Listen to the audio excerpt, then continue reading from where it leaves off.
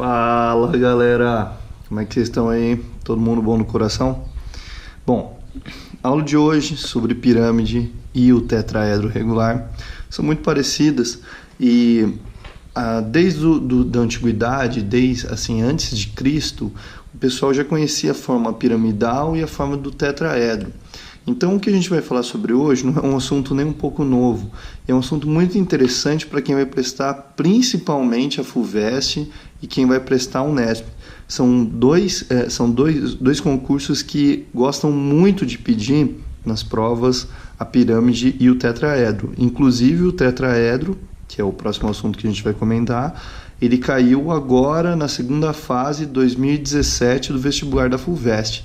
Então vale a pena dar uma olhada nessa questão do tetraedro, ok? Bom, a pirâmide ela tem alguns elementos. Como eu representei aqui para vocês na figura, a gente está conversando sobre uma pirâmide nessa forma aqui, uma pirâmide com uma base hexagonal, e essa outra pirâmide é uma pirâmide com uma base quadrangular, certo? Seja um quadrado na base dela. Os elementos que a gente tem para discutir sobre ela é o seguinte: o V, que é esse cara aqui em cima, é chamado de vértice, ou seja, é onde vai ter o encontro dessas retas, tá? Desses segmentos de retas, bem como aqui é o vértice também, ok? Os segmentos VA, olha só, VA que está aqui representado, o VB que está aqui representado, o VE, o VF, tá? O VD e o VC que está aqui atrás, eu nem escrevi o letra C para não atrapalhar um pouco essa figura, tá? Todos esses segmentos VA, VB, VE, VF, eles são chamados de arestas laterais. Já esse triângulo que eu até deixei em destaque, e eu vou até dar uma valorizada nele aqui, ó. Olha só. Esse meu triângulo em verde, que eu acabei de dar uma leve colorida nele, ele é um triângulo chamado de face lateral. Não temos somente ele, pessoal. A gente vai ter, nesse meu caso, esse VAB, esse triângulo VFA, esse triângulo VEF. E outros aqui atrás, mais um outro, para completar essa minha pirâmide. Ou seja, todos esses triângulos que eu acabei de indicar aqui para vocês, certo, pessoal? Eles são chamados de face lateral, vão compor as faces laterais da minha pirâmide. Bem como aqui, ó, VAB, VBC, tá? VCD, e aqui a gente vai continuando com eles aqui, certo? Esses todos triângulos aqui compõem o que a gente chama de faces laterais, ok? Bom, dando sequência aí para o nosso estudo da pirâmide, os segmentos AB, olha só, BC, CD, DE, EF, tá? FA aqui no caso, todos esses meus segmentos de retas, eles são chamados de arestas da base. Aqui, se a gente for observar, nós temos as arestas da base também, olha só, AB, BC, CD, ok? São as arestas da base, então estão aí representados os nossos elementos. E vamos então aos cálculos. Bom, se você guardar bem essas figuras aqui em cima, a gente vai considerar os cálculos dela. Olha só, a área lateral da minha pirâmide, independente da forma dela, sempre vai ser dado pelo somatório, ou seja, você vai somar todas as áreas da face que estão compondo a minha pirâmide, ou seja, aqui nesse caso seria essa, mais essa daqui, essa outra aqui atrás e essa do lado aqui.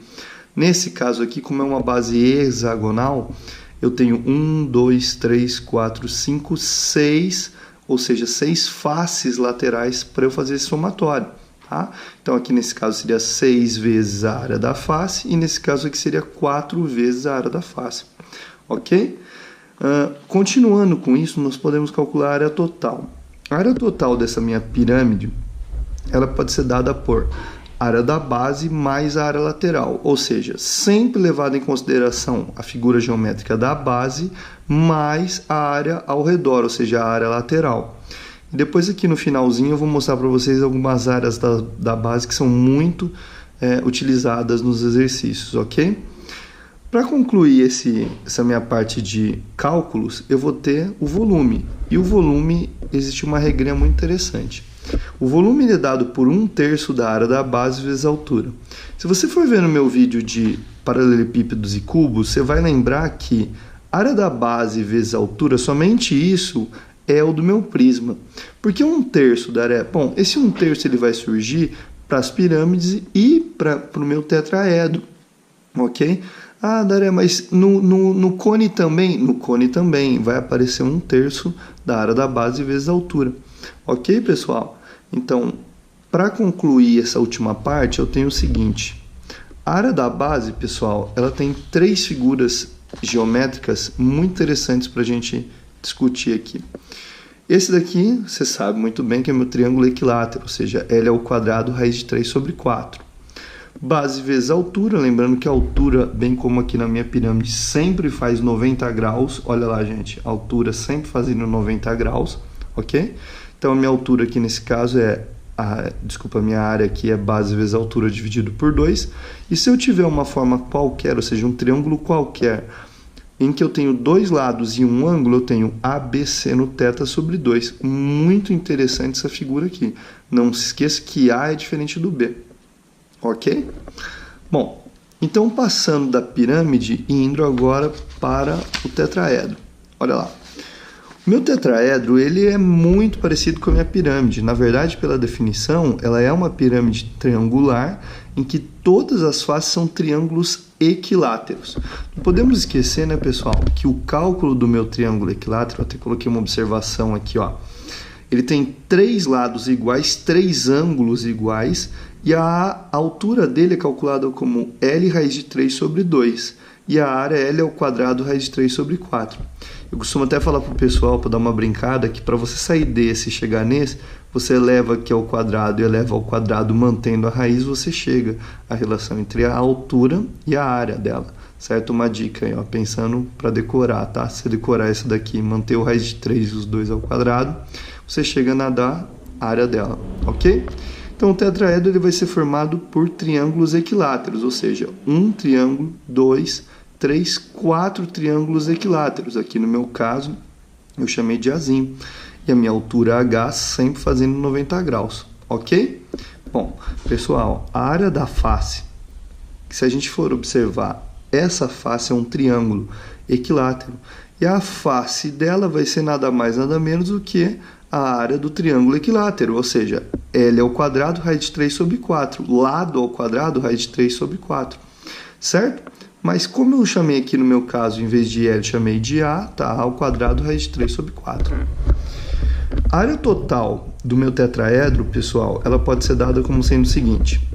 4 vezes a área da face. Faz sentido ou não? 1, 2, 3, 4 triângulos equiláteros. Então, a minha área total não vai ser nada mais, nada menos do que 4 vezes a área do triângulo equilátero. E olha só, se eu for até observar mais um pouquinho, ó, eu até mostrei o raciocínio que a gente faz. O raciocínio vai ser o seguinte, 4 vezes, bom, A ao quadrado, raiz de 3 sobre 4, eu vou cortar o 4 com o 4. Olha lá, pessoal. Eu vou obter que a área total vale A ao quadrado, raiz de 3, ok? A altura é um pouquinho mais difícil. Existe até uma questão muito interessante da Unesp, que ela pede para você calcular e te demonstrar como que você chega nessa altura. Bom, eu não vou demonstrar nesse vídeo, mas quem quiser vai atrás e procura, tá? Ele vai fazer a relação de pontos notáveis, principalmente com o baricentro desse triângulo equilátero, ok? Dê uma olhada depois nisso daqui. E para concluir, o volume. O volume, pessoal, como todo mundo já está sabendo aí pelos vídeos, o volume ele vai valer como? 1/3 da área da base vezes a altura. Olha só, se você for substituir no lugar da área da base, certo? O triângulo equilátero, L ao quadrado, raiz de 3 sobre 4, vezes a altura que você tem aqui, você chega nessa equação, ok? Então, pessoal, dá uma notada aí, quem está vendo o vídeo, guarda esse formulário do tetraedro, muito interessante, muito aplicável, muito nos vestibulares, ok? Não esquecer nunca dessas relações, ok? E aqui as da pirâmide, beleza? Grande abraço, pessoal!